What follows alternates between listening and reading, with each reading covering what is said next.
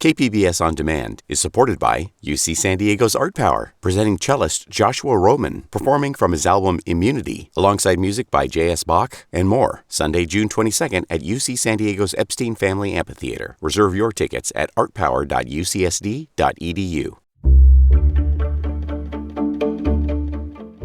Good morning. I'm John Carroll in for Debbie Cruz. It's Wednesday, October 4th. A migrant aid center in San Ysidro could shut down because of a lack of funding. More on that next, but first, let's do the headlines.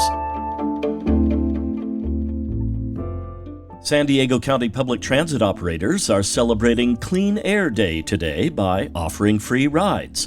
All MTS bus and trolley fares will be waived, as well as buses, the Coaster and Sprinter, operated by the North County Transit District. Vista City Council member Karina Contreras serves on the NCTD board. She says the train can be a fun way to explore new parts of the county. And if you're curious about public transit, October 4th is the best time to not only celebrate Clean Air Day, but to take transit to somewhere maybe that you've never been or ever thought of going. You can plan your ride at sdmts.com or gonctd.com. The city of Chula Vista and the Port of San Diego this week broke ground on a 21-acre park along San Diego Bay. Sweetwater Park is the first park space to be completed as part of Chula Vista's Bayfront redevelopment. The park will incorporate the already complete Sweetwater bicycle and pedestrian path. With several projects in the works for the Bayfront, Chula Vista Mayor John McCann says they're expected to create thousands of jobs and jumpstart the economy for the western side of the city. It's going to help elevate and upgrade the older community where I grew up. And we always wanted to have public access, and we always wanted to have newer things. Now we're making that a reality. The park is expected to be ready to use by the end of next year. The San Diego Humane Society is offering free microchipping for pets with an appointment this month. The process is similar to a routine shot. Officials at the San Diego Humane Society say the busy holiday season can be stressful and scary for pets who are more likely to run away. You can sign up for a free chipping and registration at sdhumane.org/microchip. The Humane Society charges $15 if you don't have an appointment. From KPBS, you're listening to San Diego News Now. Stay with me for more of the local news you need. KPBS On Demand is supported by UC San Diego's Art Power, presenting cellist Joshua Roman, performing from his album Immunity, alongside music by J.S. Bach and more. Sunday, June 22nd at UC San Diego's Epstein Family Amphitheater. Reserve your tickets at artpower.ucsd.edu.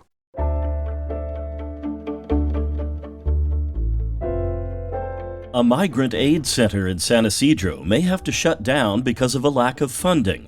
Border reporter Gustavo Solis has details. It's been an incredible challenge. Lindsay Toslowski is the executive director of Immigrant Defenders, one of a handful of nonprofits helping migrants at a makeshift aid center in San Ysidro. She says some migrants end up in the streets of San Diego with nothing, no idea of where they even are. They're being dropped, some of them with little more than the clothes on their backs. The aid camp is run by Casa Familiar and located at San Ysidro Community Park. Most of the migrants there have relatives or friends in other parts of the U.S. Volunteers help them get in touch with family and give them rides to the airport or a local bus terminal. These are their first moments in the United States, and so, for San Diego, it's important for us that they remember those moments as someone who gave them a helping hand and made sure that they were safe. But money is running short. A spokesperson for Casa Familiar told KPBS that the camp may have to shut down. Gustavo Solis, KPBS News. KPBS journalists Matt Bowler and Marilena Castellanos contributed reporting for this story.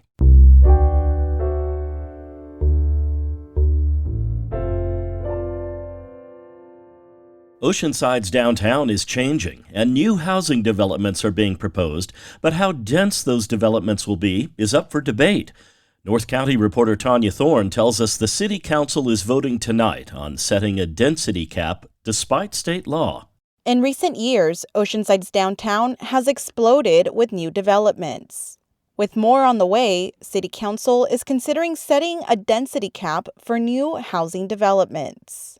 And now there is no density cap, so somebody could build as dense as they want to. Councilmember Eric Joyce says state density bonus laws prevents the city from turning down dense developments. This is a really important safeguard so that we can make sure the new developments that come down into the downtown area meet our housing needs by creating more affordable housing, but don't overly drastically change a downtown area. The cap being considered Wednesday evening is 100 housing units per acre, with incentives for developers to include more affordable units. Tanya Thorne, KPBS News. The future is uncertain for a biodiesel plant that's been a flashpoint for neighborhood activists in San Diego's Barrio Logan neighborhood. New Leaf Biofuels recently shelved plans to upgrade its facility, and neighbors hope that means company leaders are considering moving. Environment reporter Eric Anderson has details. The conflict flared up when the Barrio Logan company moved their oil processing operation into a building near Sicard Street. Turning used cooking oil into biodiesel fuel is a smelly business, and neighbors began complaining to local air quality regulators. Citations were issued, and the company sealed up the building and installed a charcoal-activated air filter system. Last December, New Leaf's Chris White showed off the expensive new system to regulators a day after it was installed. So this is just exactly as it looked yesterday afternoon, with everything connected and in its proper place. You'll notice that the vents, fans, and 11-foot-tall carbon filters worked as advertised. The overwhelmingly pungent smells were largely eliminated. But the business still creates an odor. The Environmental Health Coalition's Nicholas Paul says it's the wrong kind of business for this area. Here is a heavy industrial biodiesel plant in the middle of a residential neighborhood, right? We have single-family homes right behind me here, an affordable senior housing complex to my right, and a preschool right around the corner. But company officials say they only located their business there because of state and city incentives designed to revitalize the enterprise zone in the Barrio Logan census tract. Company founder Jennifer Case said in a statement that the firm got along with neighbors and won awards from local officials. The statement says they opened up shop to make a positive impact on the world.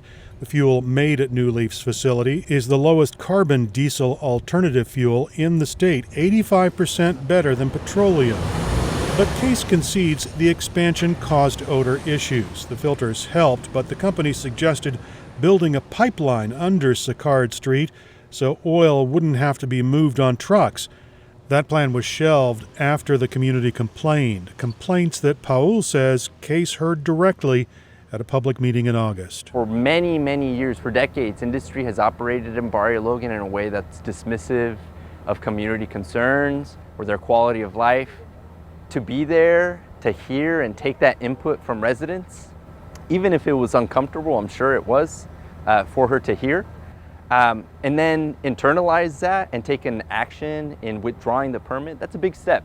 And it's a step, again, towards the healing of the neighborhood. New Leaf officials insist they've been good neighbors and were responsive once concerns were raised about the odors.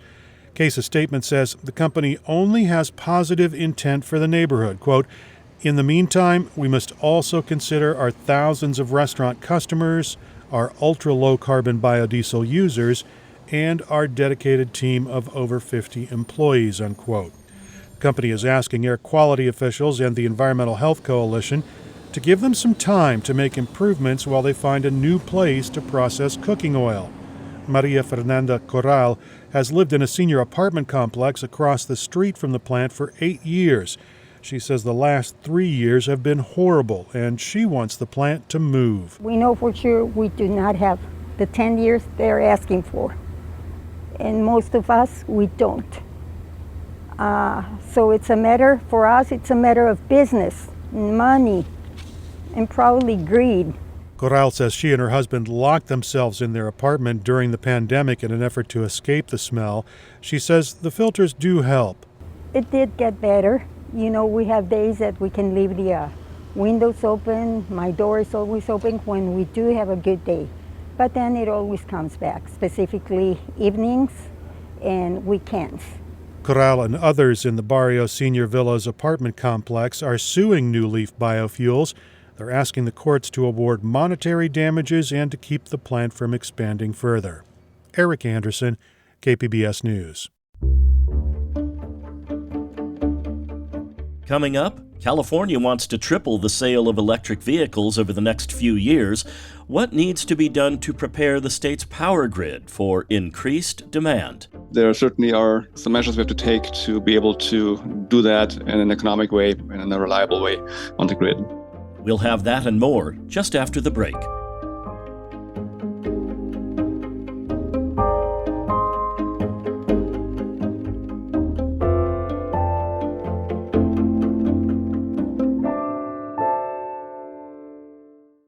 KPBS On Demand is supported by the San Diego County Toyota dealers, offering a new 2025 lineup of vehicles at your local Toyota dealer, including a new Tacoma with turbocharged 4-cylinder engines and a hybrid powertrain option. The San Diego County Toyota dealers. We make it easy.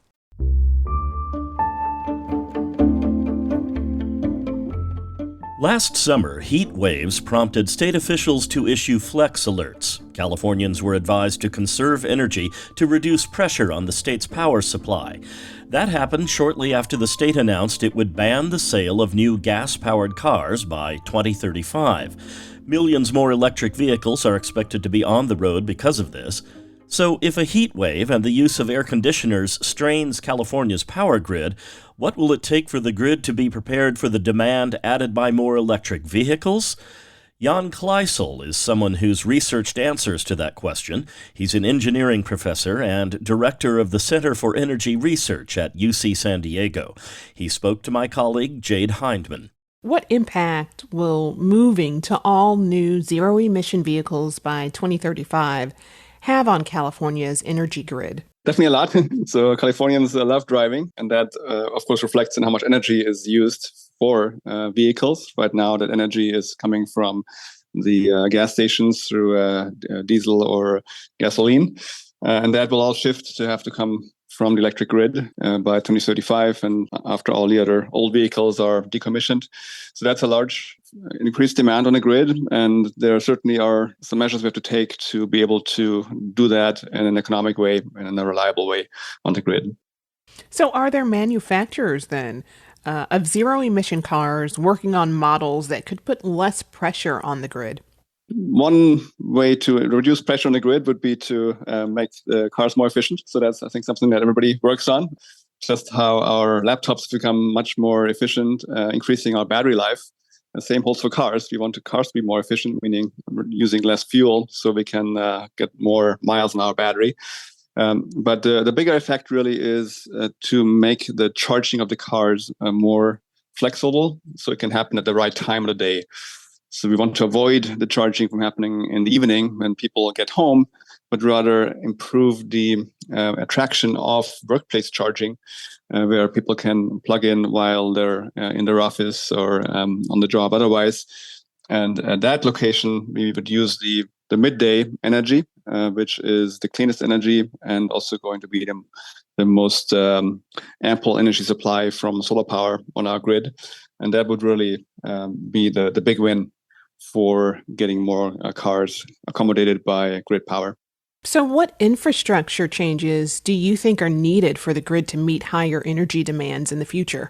I think it's the energy demands in the future will require mostly these local upgrades if we are able to shift the charging demand to the right times. And so that means power lines, it means transformers, which are the majority of the equipment you see on the power grid. And then some communication infrastructure to be able to make us control the charging of vehicles in a more flexible way for those consumers who are open to being paid and participate in those measures. What else can consumers do to reduce the strain on the electric grid? Yeah, it's really primarily that workplace charging that's the silver bullet for electric vehicles. And I know it's sometimes challenging to find parking spaces with charging ability. But here at UCC, for example, we just won a grant from the in California to install about 700 more chargers on the campus. So that will hopefully relieve our ability to provide services to all of those vehicles and reduce wait times and improve the service quality for users. But I'm sure there are many workplaces that don't have that luxury. And so we hopefully can convince more employers to install charging stations or employees to lobby their employers to do so, because that would ultimately be the biggest benefit for the grid and the environment. That was Jan Kleisel, professor of engineering and director of the Center for Energy Research at UC San Diego, speaking with KPBS Midday Edition host Jade Hindman.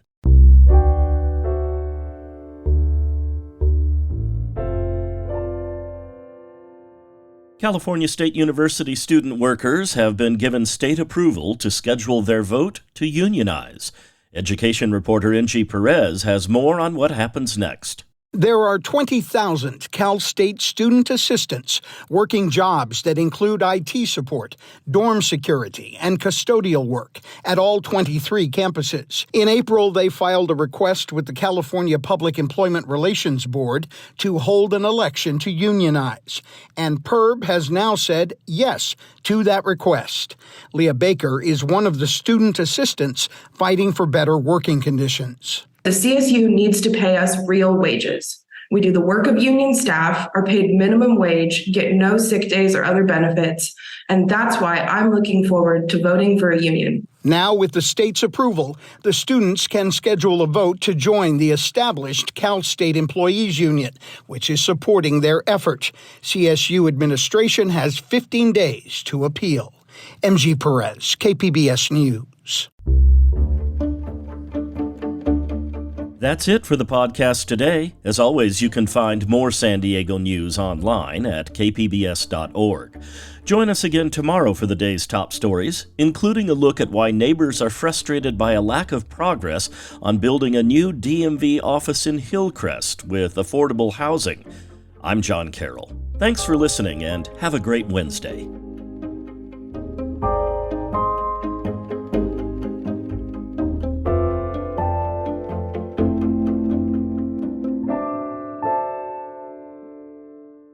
KPBS On Demand is supported by UC San Diego's Art Power, presenting cellist Joshua Roman, performing from his album Immunity, alongside music by J.S. Bach and more, Sunday, June 22nd at UC San Diego's Epstein Family Amphitheater. Reserve your tickets at artpower.ucsd.edu.